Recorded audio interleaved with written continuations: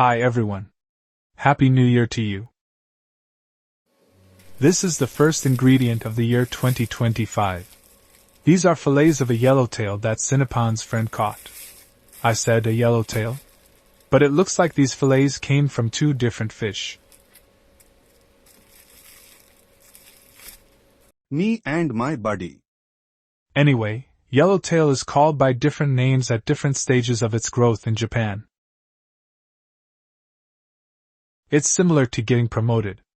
Such fish are called shusawuo and are believed to bring good luck.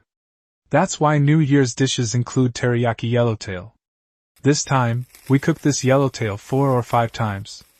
In order to keep the video from becoming too long, this time we will cover the cuttings and cooking teriyaki yellowtail.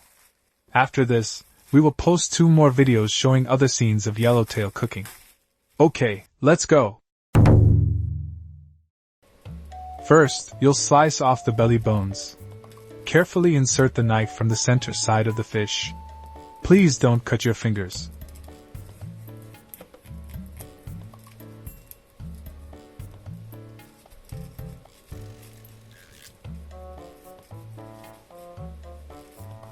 Can you see the end of the bones through the skin? Move the knife in small movements to get to that point and separate the belly bone.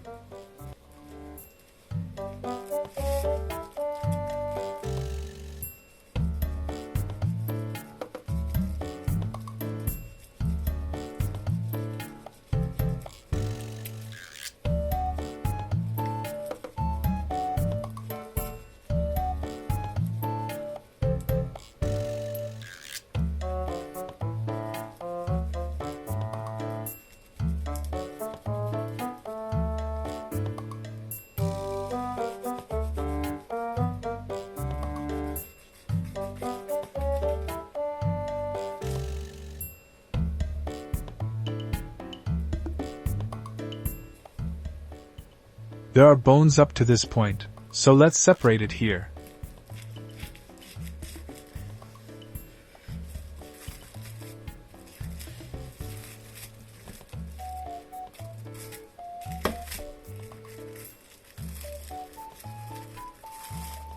With a fish this large, it's difficult to pick dorsal ribs one by one. Then insert the knife into both sides of the bones and cut off the bony part.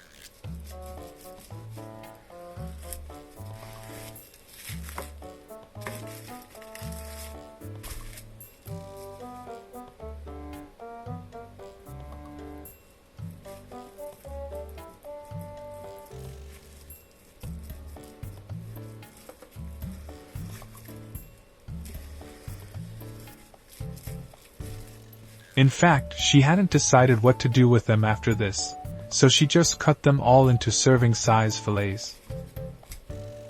When storing fish in the freezer, you want to defrost it only once.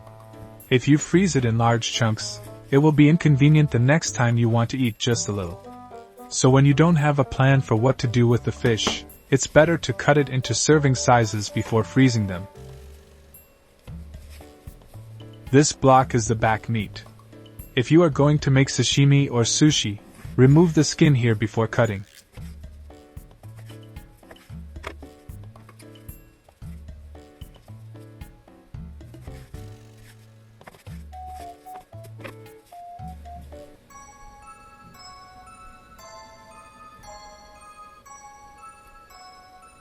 False alert. Sinapon thought it was a parasite. By the way, are there no anisakis in yellowtail? Farmed yellowtail are raised on controlled feed and do not carry anisakis. On the other hand, wild yellowtail may contain anisakis. However, it seems that anisakis is less likely to be parasitic during the cold season. Fortunately, there is a custom of eating fat yellowtail in winter.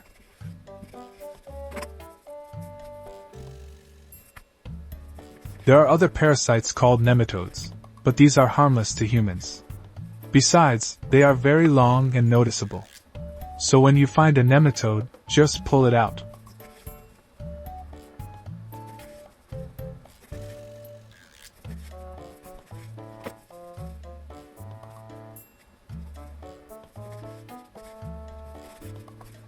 The tail has many sinews and is hard, so cut it off.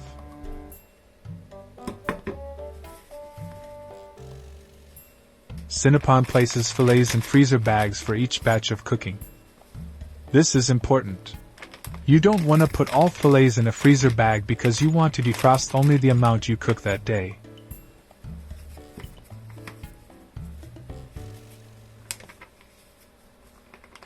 It looks like she will cook a lot of belly meat at once.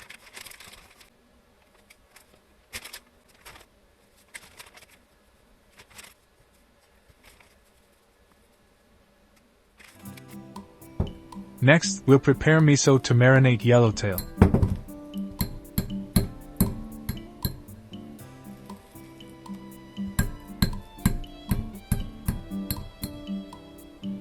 She decides the amount of miso while imagining the amount of fish to be marinated. Miso, mirin and sake. Then mix it well.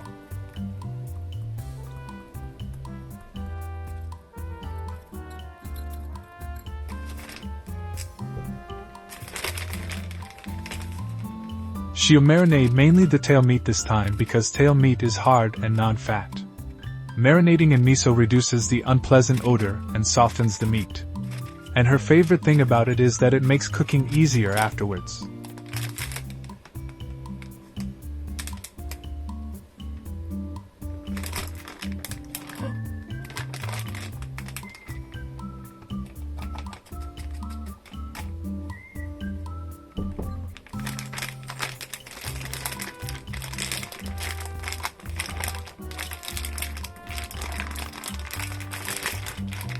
It looks like there isn't enough miso, but it's okay.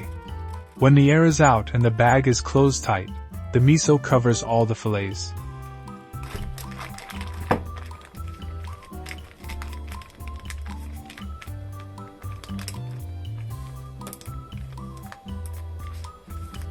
Leave them in the fridge for at least 2 days.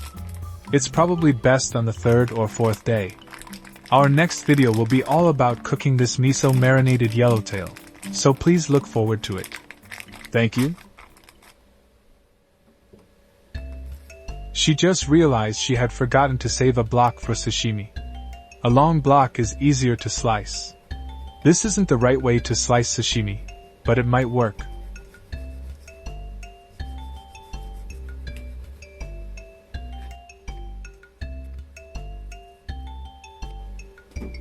Done.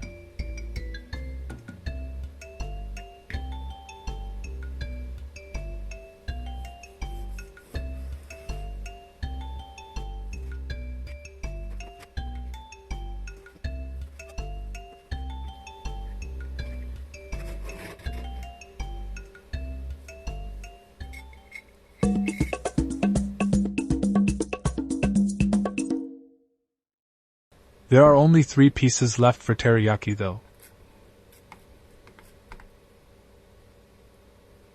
First, season with salt and pepper.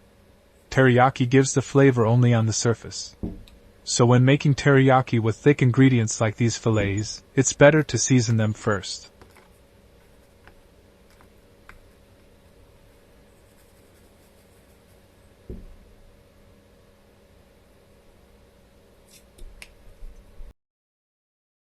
Then sprinkle with flour to lock in the flavor.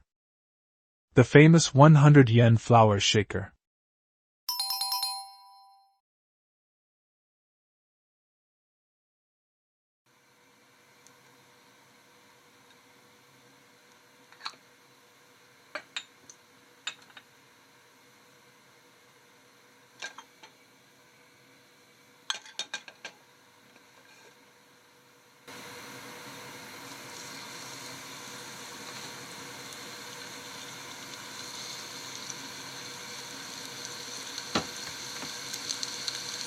I think so too. These are thick, so cover with a lid and cook slowly. They were steamed and turned whitish all the way to the top. Turn them over.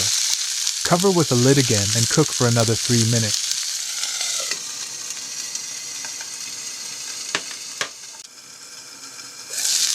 Finally, make them into teriyaki. Add sugar directly into the pan. Add sake.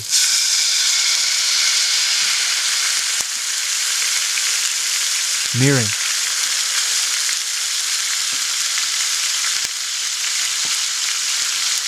And soy sauce. Increase the heat a little.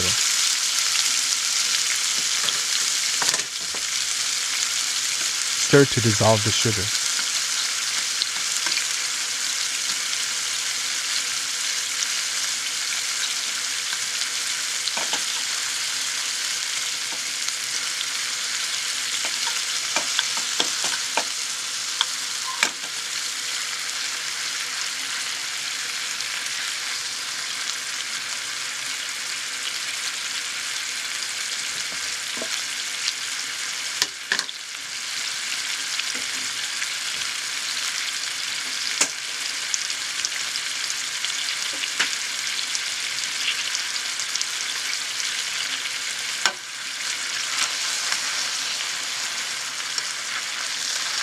Turn the fish over and coat them in the sauce.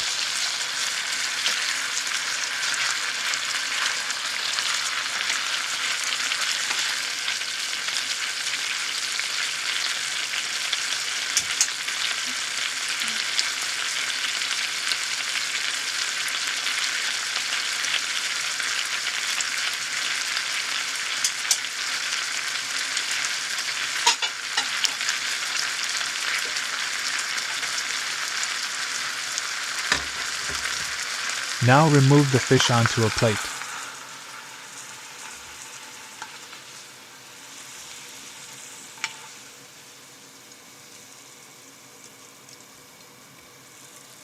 Rotating the pan over the heat will allow the sauce to evaporate and thicken.